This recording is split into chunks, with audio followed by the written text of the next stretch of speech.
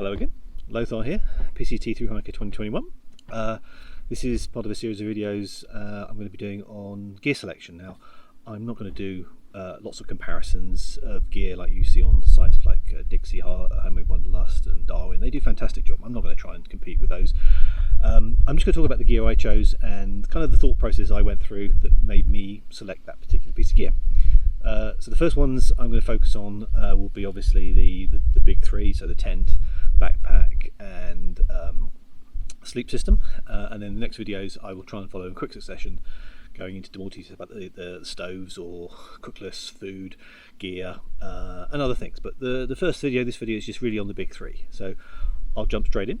The backpack I use now, I'm holding it here. This is probably something very familiar. It's a Z-Packs, not a surprise to many people.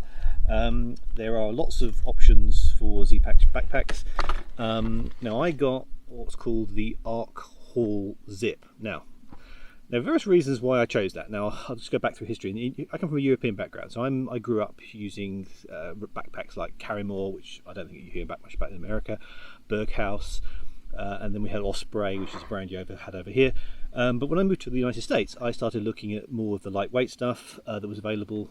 So I had a ULA circuit and absolutely loved that backpack, and I subsequently gave that away. I'm not quite sure why, but it would be a nice spare backpack to have, and I certainly use that on the through hike. But the Arc Haul that I use, I'll hold it up again. The difference with this doesn't have the mesh pocket. Now I specifically decided not to have a mesh pocket on the back because I didn't want it to catch anything. I didn't want it to slip out. I actually wanted a dedicated protective rear zipped pocket, which is what I got on the Arc Haul. But the thing is, with the Arc Haul Zip, it also allows you to open up the main body, like a zipper, of the rucksack. Now, in practice, I did actually need it once. I think you might want to, when you zip it up, I just accessed it, the main pocket from the top, which has a normal clip, fold up, and that worked fine. So the reason why I got the Arc Haul Zip wasn't because I actually wanted the zip to open up the main body. I actually wanted the zipped back pocket. I never actually opened the main body using the external zip, but overall the backpack is 62 litres, and you might go, horror, why 62 litres? Well, I've done a lot of backpacking in my life, and you have the choice. You can go lightweight, ultra lightweight, or carry a tissue. I don't know. Lots of hikers were going for very small, streamlined cowboy camping, absolute minimalist stuff, and that works for them.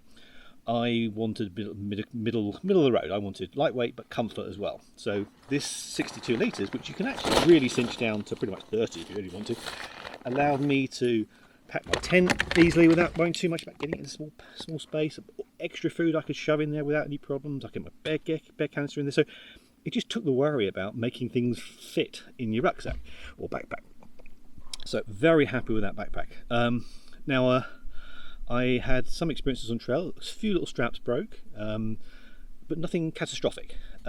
Some other hikers I saw using Mariposas and Hyperlite mountain gears and other brands, and they all seem to have mixed experiences. Now, the one thing I saw, and I'm going to focus on one brand, and I'm sorry to do this, is the only major failures I saw were with the Hyperlite mountain gear ones, where the shoulder straps, where it attaches to the main body, they kept failing there. So I personally wouldn't use that. Now maybe people were overloading them, but I was overloading my Z-Packs. I'm sure other people are overloading things at a certain point. So Hyperlite, I would just suggest strengthen your backpacks a little bit. But anyway, that's a personal view. 62 litres was plenty. As I said, I could cinch it down. I also had a rain cover for it. So now it's basically, I think it's just put it up here. It's just literally a very, very thin sheet of carbon fibre that is elasticated and goes over the back of your backpack.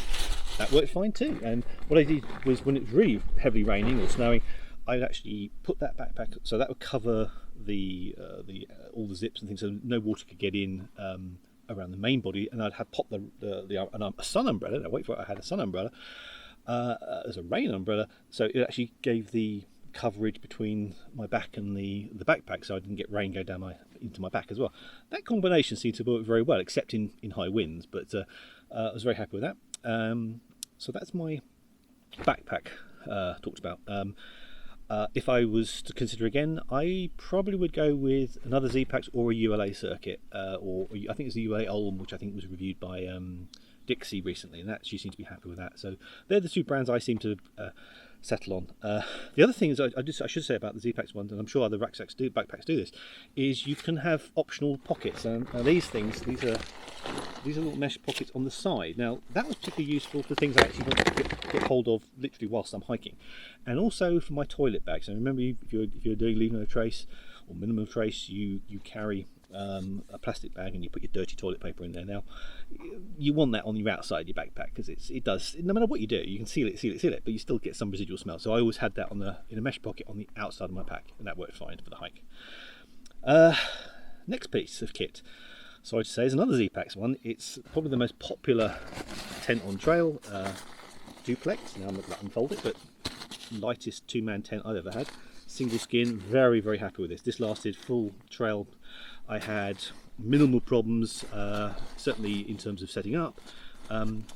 One lesson learned I did, when I started, the first week or so, I was using tent poles. Now these are carbon fibre tent poles.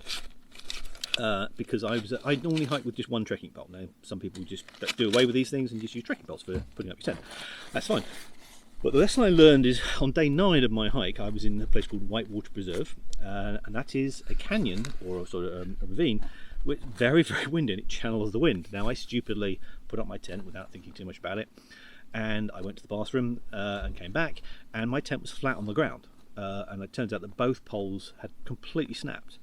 And I learned later that I actually realised that I actually pitched my tent the wrong way round to the wind. So I've been putting a huge amount of pressure on the tent poles, so much so that they actually snapped.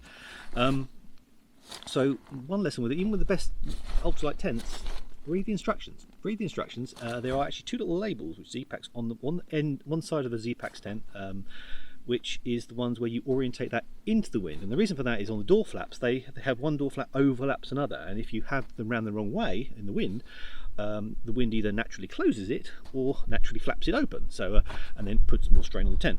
And that's a lesson that I learned on day 9. So I snapped both my poles. I managed to cobble together one pole out of the broken pieces of the 2, and then cobbled together one of my my one trekking pole at an angle to get me through, and that seemed to work fine. So I carried on. But yeah, Z-Packs, very, very happy with this tent. At the end of the hike, it showed some signs of wear and tear. Now, there's two areas of wear and tear that you got. Obviously, where you got the guy ropes coming in, and if it's in the wind, it's straining. Now, I saw some very small sort of stretch marks and slight small holes around where the guys come onto the tent. So I replaced, I taped using seam seal tape from Z-Packs. That seems to strengthen it back to normal again. And I did have one experience where my tent went through a very bad hailstorm. So much so that the hailstones were actually very big, to the point where I was actually cowering under my sleep pad in fear that they might come through the tent.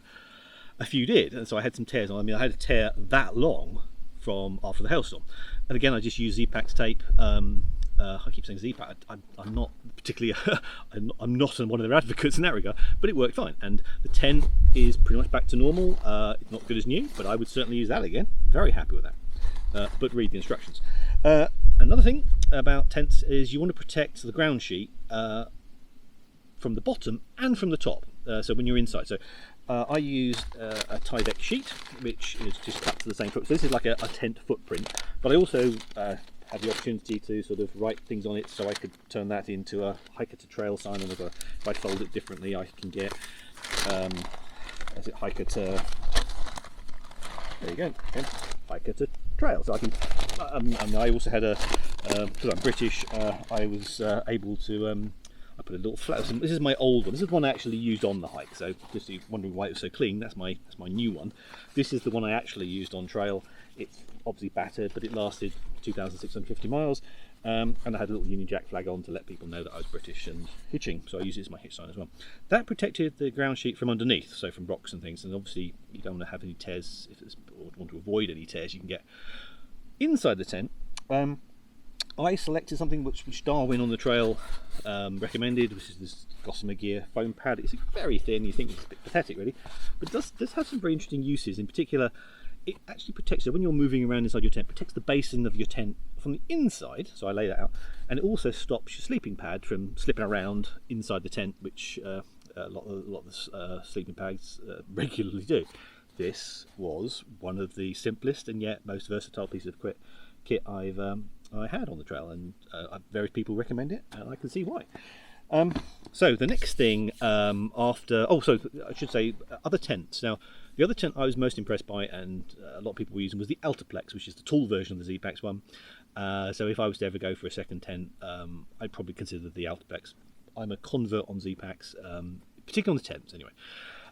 So the next piece of the kit I'm going to talk about is my sleep system. So I had a quilt. I'm a converted quilt user. I used to have lots of sleeping bags. This is an Lite Equipment Revelation. It's, wait for it, it's a 10-degree bag. Now I feel the cold, so I was thinking 20 or 30. But again, part of the experience I've had is that most of the ratings are not almost slightly higher than you really want. So I deliberately went another 10-15 degrees lower. So I settled on 10 degree Fahrenheit. I went through some snowstorms, I went through rain, snow, and I carried that in Lite Equipment quilt all the way through, and I never regretted it. I didn't want to swap into anything lighter. All I did when I got to say Oregon and Washington is I just didn't cinch it as tight around my sleeping pad, and it again seemed to work fine. I felt warm. I didn't have to constantly have lots of clothes on, and I sent my puffy jacket home. I didn't need that at all. Now, in combination with a quilt like that, you've got to think about sleeping pads. Now, I went through a variety of sleeping pads. I'll pull out a few here. So my first sleeping pad was the Lite Thermarest. Now, this is famous for being incredibly noisy when you sleep on it. This is a regular one. Before I had used the Gossamer kit pad, this would slip around my tent no end, so I glad I had that foam pad underneath. I had a few problems with this, and the fact that I tended to sort of, I'm a side sleeper, so what had happened was I'd be on the pad and then roll, and I'd go that way and the pad would go poof that way.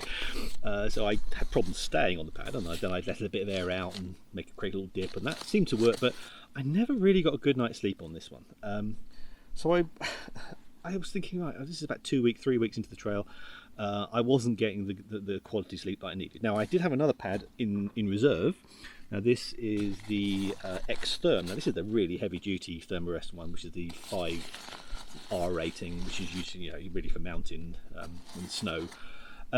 Slightly heavier. I kept this in reserve. I didn't actually use it, but this was always an option for me. But as I went through the trail, when I went to a resupply in, I think it's Tehachapi, I decided, right, let's try going for another X-Lite. So I had this sent to me. This is the short version. So this is where basically it would go down to same sort of principle, very noisy, but it would basically give me some support down to my just below my hips, and then I'd use my legs, maybe keep me that stable on the pad. But again, I'd roll around. This would go that way. I would go that way. Useless. So I was expressing this to various hikers. Now, one hike in particular, who I hiked through with the trail a lot, is a guy called Twig. Hello, Twig. And he suggested something unexpected. Now, he suggested something called, this is a Thermarest ProLite Plus. Now, the problem with this is actually heavier than all the other pads, notably heavier. But it is a combination of a foam pad with some air as well. And it's thinner, so it has an R rating of I think 3.5 or 3.9, but it's actually thinner. I switched to this. Now, some hikers use this as a sleeping pad, but also if they had a frameless pack, they'd actually use this as the basis for the backpacks that uninflated. This changed my sleeping no end. This gave me the first good night's sleep on trail, but it broke the philosophy. I actually went heavier to solve the problem. So my advice there is, don't be afraid to go slightly heavier if it solves a problem. Best choice of kit I actually made, and it gave me a good night's sleep all the way through for the rest of the trail. Right, the last piece of kit I had was the unusual one. Again, this is recommended by others. Is these? This is more of a nice to have, but it weighs next to nothing. And it's these little things, these little booties when you're sleeping. and you're thinking, pathetic. It's not a camp shoe, so these are from Lite equipment. Other companies do them as well. They're synthetic filled, and what I used to do is, whatever I finished on trail, I would take my socks off, get in the tent, and then put these on, that my feet could breathe, and they have the warmth. And particularly in the mountains, when I had maybe a really wet day and my feet were soaking and just horrible, they were the bit of love that my feet needed. And again, I had them all the way through the hike, and it also kept the bottom of my Enlightened equipment quilt cleaner as well. So these things got very dirty, but the quilt got managed to survive the full hike. So my tent survived the full hike, my backpack survived the full hike, and my quilt survived the full hike. So my big three, very happy with all of them. So that's it for this video. I will move on quickly to the next sections of kit. I'll talk about cook systems and some of the other general kit, and then the next one will be about things like war and mountain equipment, going through the Sierras and things like that. So hope this is useful to you. Again, I can't do broad comparisons because I don't have equipment, and I actually kind of like the idea of just talking through my thought process of why I settled on this piece of the kit, and I hope it's useful to you when you're making your decisions about the kit you want to use for your through hike. So I'll stop there and see you in the next video. Thank you for watching.